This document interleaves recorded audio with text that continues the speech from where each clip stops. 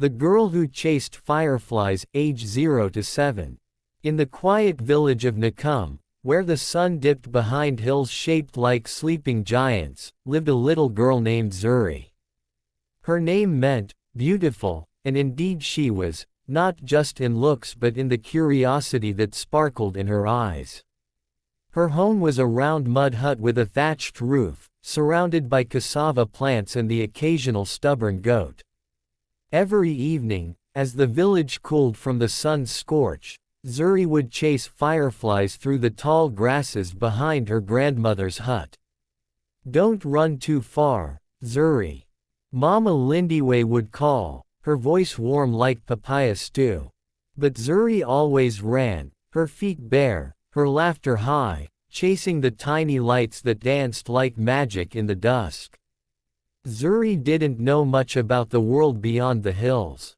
To her, the universe was Nakum, the village drumbeats, the smell of roasted plantains, and the stories by the baobab tree. That tree stood at the center of the village, old as memory itself. It held carvings of ancestors and animals, its bark rough and wise. The elders gathered under its shade, telling tales of how the moon once fell in love with the earth, or how lions used to speak the language of men. Zuri loved those stories. She sat at Mama Lindy's feet every night, eyes wide, fingers busy braiding grass into tiny dolls. But Zuri wasn't like the other village girls. She asked too many questions. Why did the rain only come when the drums beat? Why did goats cry like babies? Why couldn't girls climb the palm trees like boys? Because that's the way it has always been, they said. But Zuri was never satisfied with that answer. Her father, Baba Juma, was a fisherman who rarely smiled but loved deeply in silence. On days when the river gods were kind and his nets were heavy, he'd bring back tilapia and teach Zuri how to clean them. "Use your fingers, not your fear," he'd say. And she would, wrinkling her nose at the smell but proud of her work. Zuri's mother had died when she was just a baby, leaving behind a head wrap that Zuri often wore like a crown. "You look just like her," people would say. And Zuri would smile, even though she couldn't remember her. Life in Nakum was simple but full: laughter, struggle, music, chores. But one day, the fireflies didn't come. The skies stayed dry, the grasses turned yellow, and the drums of the rainmakers remained unanswered. The drought had come, and with it, a hunger that gnawed through the village.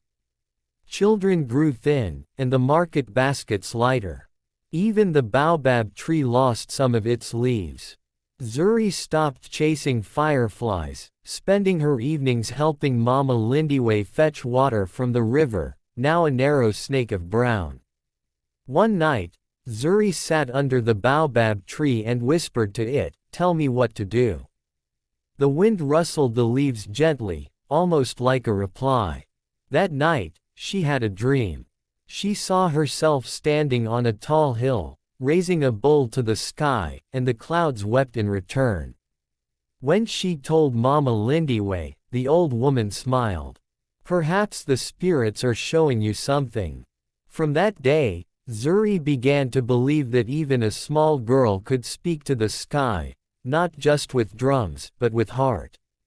The drum beneath her ribs, age 8 to 14. Zuri was no longer the little girl who chased fireflies barefoot. By the time she turned 8, her legs were longer, her questions sharper, and her eyes held a glint that many elders in Nakum found unsettling. "She thinks too much," they whispered. "A girl should learn to cook, not argue with the wind." But Zuri didn't care. She helped Mama Lindiwe with cassava, fetched water, and cleaned fish just like the others. But when her chores were done, she'd run to the baobab tree with her notebook and a stub of charcoal, scribbling symbols only she understood. School in Nakum was small, a single-room hut with dusty benches and one teacher, Mr.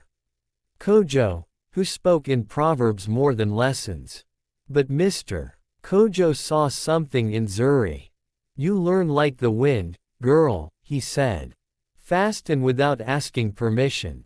Zuri soaked in books like parched earth soaks in rain.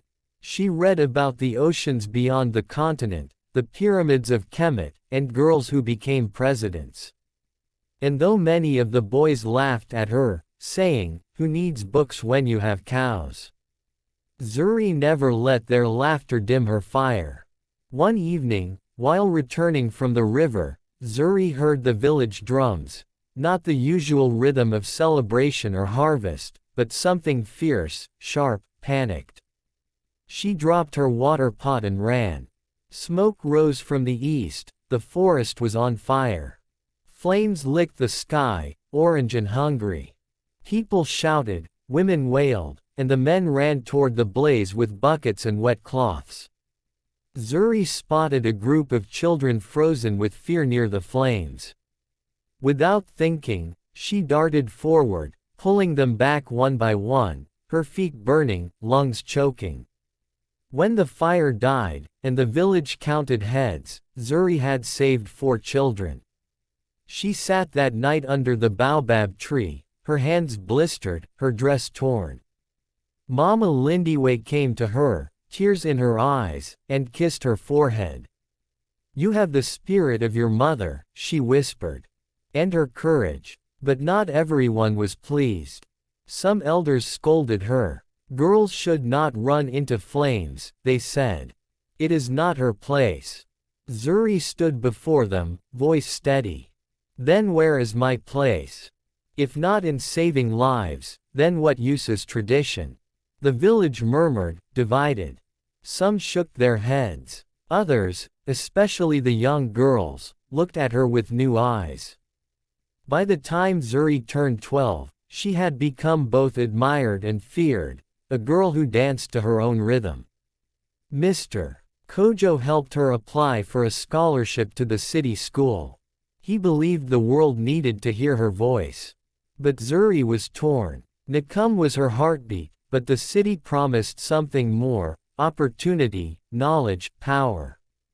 She lay awake many nights under the baobab tree, asking the spirits to guide her. Then one morning, a letter arrived in a yellow envelope. She'd been accepted into the city's top girls' academy. Tears rolled down Mama Lindy's cheeks, proud and afraid all at once. She packed Zuri's small bag with a wooden comb, dried fish, and a piece of cloth stitched with her mother's initials. At the village's edge, the people gathered. Some wished her well. Others warned, "Don't forget who you are." Zuri smiled, eyes fixed on the road ahead. "I am Nakum. I carry the village with me, in my blood, in my feet, in the beat of the drum beneath my ribs." As the bus roared away, dust trailing behind like a farewell song, the baobab tree stood silent, watching, proud. Zuri didn't look back. She didn't need to. The city that tried to swallow her, age 15 to 21. The city was loud. Louder than the drums of Nakum. Louder than the river after a storm. Louder even than Zuri's thoughts when she missed home. Tall buildings scraped the clouds, cars honked like angry geese, and people moved fast, their eyes glued to glowing screens. The air smelled of petrol and fried plantain, and the sky never seemed to go dark, only a tired gray that hung over everything. At the academy, the girls wore uniforms stiff with starch and spoke in clipped, foreign accents. Zuri's village twang made them snicker. "Did you grow up in a jungle?" One of them laughed. "Do you even have Wi-Fi in whatever place you're from?" Zuri said nothing. But inside, her fire smoldered. She studied harder than anyone, under her blanket with a torch, in the library during breaks, whispering equations like prayers. She joined the debate club and, to everyone's shock, won her first competition with a fierce argument on why African women belonged in leadership. "Where did you learn to speak like that?" her rival asked, half in awe. Under a baobab tree, Zuri replied simply. But the city wasn't all struggle. There were lights and books, open mics and jazz cafes. There were friends, like Amaka, who taught her how to tie her headscarf in 10 styles, and Sifo, who played the kora like it could chase away pain. Zuri thrived, slowly turning from the shy village girl into a lioness with words for claws. Yet every Sunday, she wrote letters to Mama Lindiwe, describing the city in metaphors. The cars roar like hungry panthers, she once wrote. But I am learning to roar back. One December, she returned home for the first time. The village had changed, new boreholes, tin roofs, even a small clinic. But the baobab still stood, steady as always. Children ran to her. Zuri, tell us a story. So she told them about the city, about courage, about becoming more without losing your roots. But behind the smiles, she noticed the lines on Mama Lindy's face had deepened, and her hands trembled slightly. Old age dances without warning, the elder woman said with a chuckle. But I'm still strong. Still, when Zuri returned to the city, she sent money every month, sometimes skipping meals just to ensure Nakum had what it needed. At 18, Zuri received a university scholarship, political science. You're going to be a minister one day, her professor said. But Zuri shook her head. No, ministers build walls. I want to build bridges. She began volunteering at community centers, mentoring girls from the ghettos, and organizing clean water campaigns for forgotten neighborhoods. Her face appeared in local newspapers, the girl from the village changing the city. With each step forward, she remembered the fireflies. The dreams under the baobab. The blistered feet in river songs. But even as she rose, the city tried to swallow her. She met men in suits who smiled too wide and called her exotic. She faced rooms where her voice was dismissed, where her ideas were stolen. She fought nights of doubt, wondering if she truly belonged. One evening, after being laughed out of a council meeting for proposing free sanitary products in rural schools, she cried in a taxi. The driver, an old man with tribal marks and eyes like Mama Lindiwe, glanced at her through the mirror. "Do not cry, daughter," he said softly. "The city spits out those it cannot break." Zuri looked out the window, tears drying. She would not be broken. She would not be swallowed. She would carve space with her voice, like the river carved the land back home. That night, she wrote a speech titled, "The Baobab in the City," and it would go viral across the country. The girl who became the rain, aged 22 to 28. By 22, Zuri had become more than a name, she was a movement. Her speeches were no longer confined to dusty school halls. Now, she stood on grand stages, under bright lights, before presidents, journalists, and curious crowds. They called her, the voice of the forgotten. But Zuri always corrected them. I am not the voice of the voiceless. They have voices. I am the megaphone they never had. She spoke for rural girls denied education, for widows displaced by floods, for communities whose land had been eaten by foreign machines. With every word, she scattered seeds of change, and people began to listen. At 24, she founded Roots of Tomorrow, an organization focused on rural development. Boreholes sprung where dust once ruled. Solar panels lit up villages untouched by the grid. Girls who had never dreamed beyond cooking fires were now learning to code, to farm smart, to lead. Still, with growth came resistance. Politicians sneered. She's too young, too bold, too woman. Some accused her of witchcraft. Others called her a foreign puppet. But Zuri kept walking. She had grown used to storms. After all, she was born from one.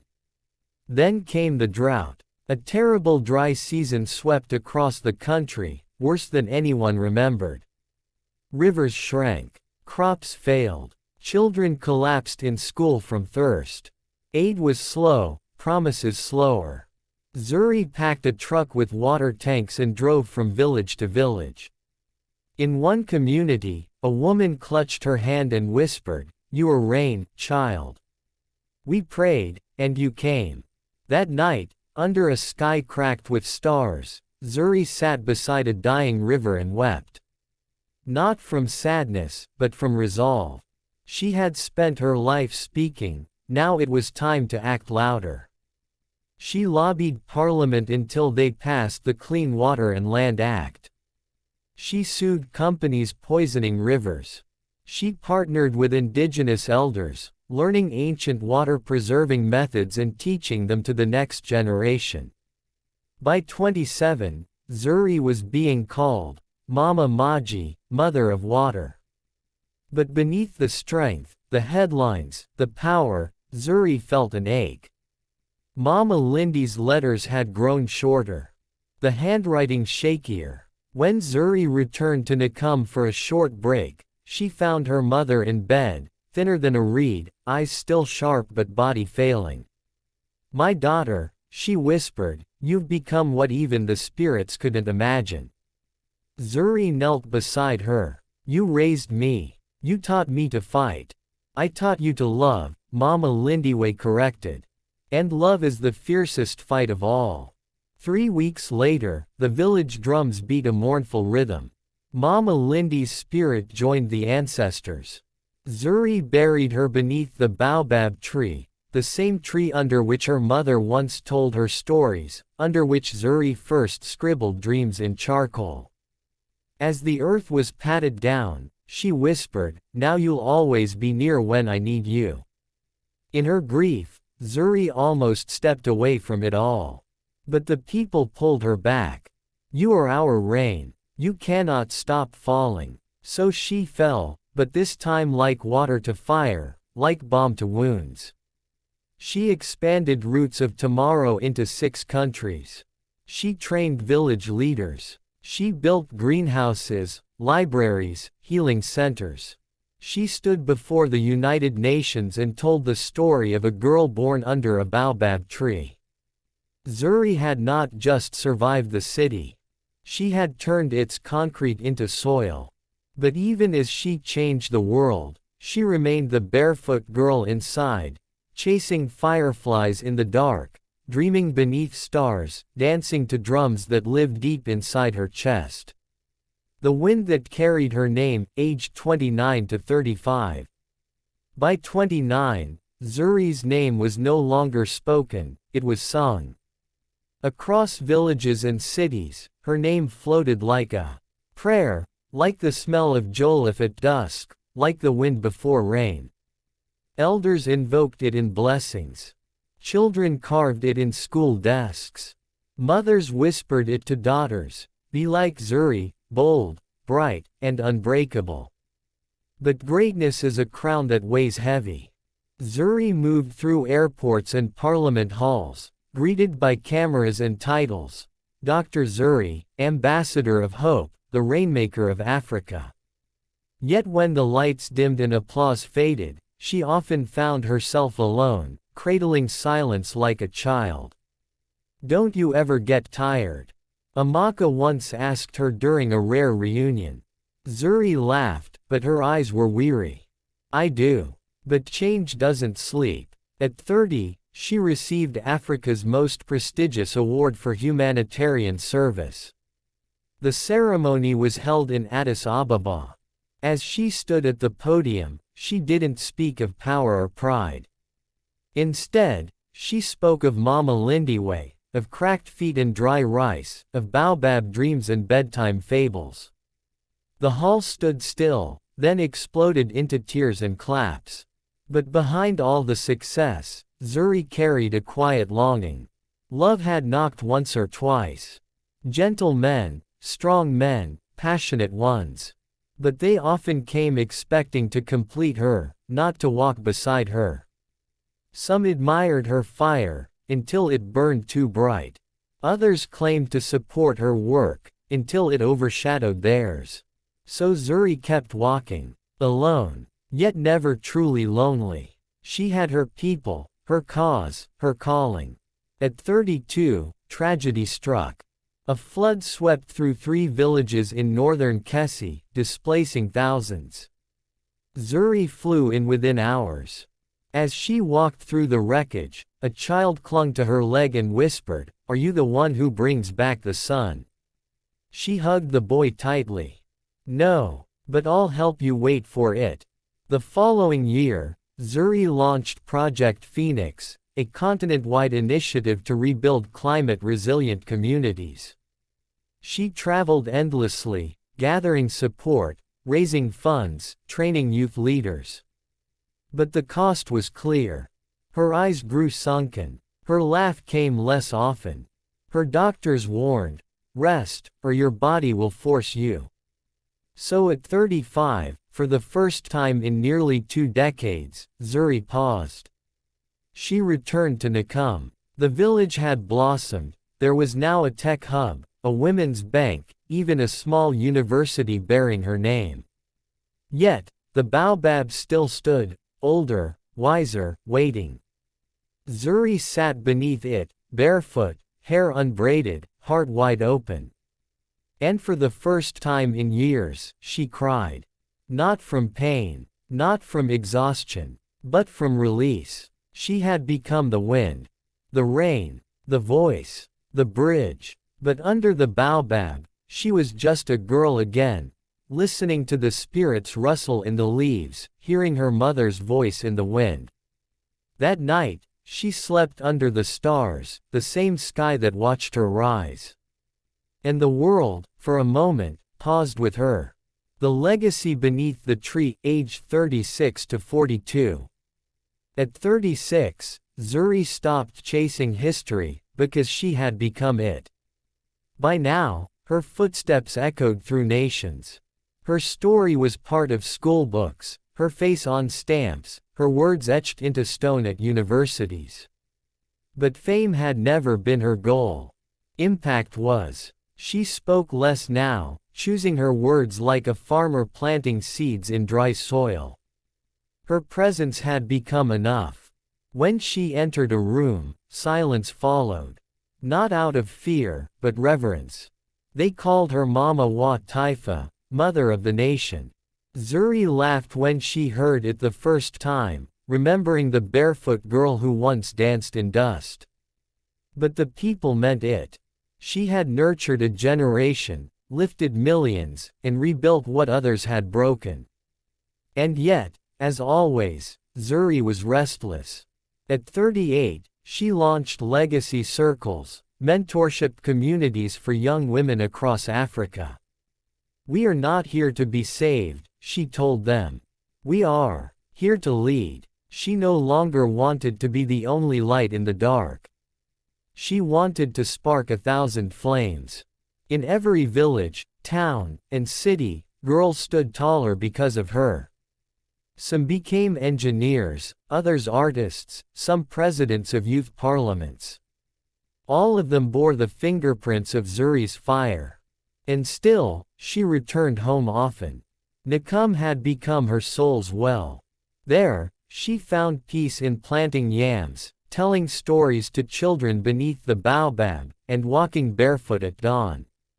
One day, while sitting under the tree, a young girl approached her. She was no older than 7, eyes full of questions. "Auntie Zuri," she said shyly, "did you really talk to the stars when you were little?" Zuri chuckled. "Yes, I did. I still do. What did they say? They remind me I'm not alone. That even when the night feels endless, there's light up there, always watching." The girl smiled and sat beside her, head resting on Zuri's shoulder. That moment meant more to Zuri than all the awards in the world. At 40, Zuri received the Global Peace Laureate, the highest international recognition for humanitarian service. She accepted it barefoot, wearing a dress woven by Nakum women. Her speech was short. We don't rise for applause. We rise so others can rise too. The world roared. And yet, even in that glow, Zuri knew her time in the spotlight was ending. She began writing her memoirs, not for fame, but so no girl would have to begin in silence. She called it, Born Beneath the Baobab. At 42, Zuri fell ill. The doctors tried everything, but her body, after years of burning, was growing dim. Her friends begged her to seek treatment abroad. She smiled and said, "My roots are here. I will not die among strangers." She returned to Nakum. In her final days, people from across the continent came, presidents, farmers, singers, students. They sang, wept, prayed. But Zuri, ever the storm and the calm, simply smiled and said, "Do not mourn me while I breathe. Celebrate." She asked to be taken beneath the baobab one last time. There, as twilight painted the sky purple and gold, she looked up through the branches and whispered, "Thank you." She passed like a sigh, soft, strong, sacred. Zuri was buried at the foot of the baobab tree. Her grave was marked with a simple stone.